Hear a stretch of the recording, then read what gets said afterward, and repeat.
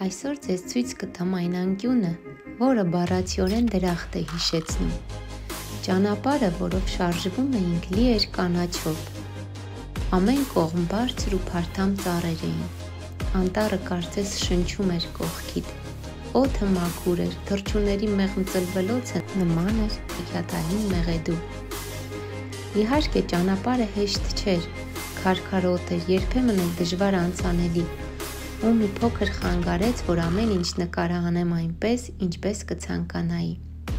Բնության լռությունն ու խաղաղությունը այստեղ բառացիորեն մարմնավորված են։ Եվ ահա վերջում անտառների ու լռության խորքում մեզ դիմավորեց աներևակայելի խաղաղ վկայություն անցյալից՝ Սուրբ հնևանք։ Երբ կանգնում ես նրա առաջ, մոռանում ես ամեն ինչ, այնպիսի հզոր լռություն է տիրում, որ թվում է վանքի քարերն են խոսում, պատմելով դարերի պատմությունները։ Սուրբ հնևանքը գտնվում է Լոռու մարզում, Կուրթան գյուղից մոտ 3 կիլոմետր հեռավորության վրա, անտառապատ ու լեռնային ճանապարհի վերջում։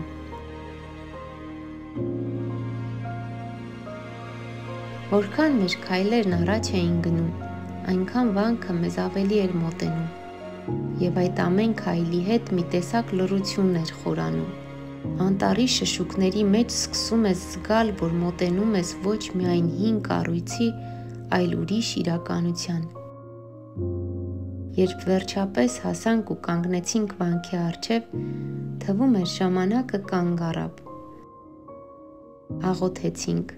վառեցինք մոմեր։ Իսկ վանքը իր խոնարհ ու հին պատերով կարծես ամեն մեկից ընդունեց իր աղոթքը։ Այդ պահին զգում ես, որ պարզապես այցելու չես, այլ դարձել ես պատմության մի փոքրիկ մասնիկ։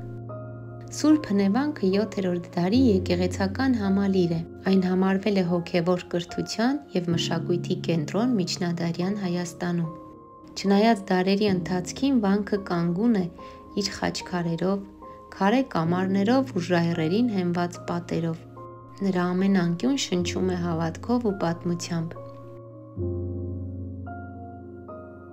Եթե դեռ չեք եղել այստեղ, անպայման խորհուրդ եմ տալիս այցելել։ Սա պարզապես ճամփորդություն չէ, այլ հանդիպում Հայաստանի հոգու հետ։ Մեր հին վանքերը ոչ միայն քարեր են, այլ մեր ինքնության մի մասը։ Եկեք բացահայտենք մեր երկիրը,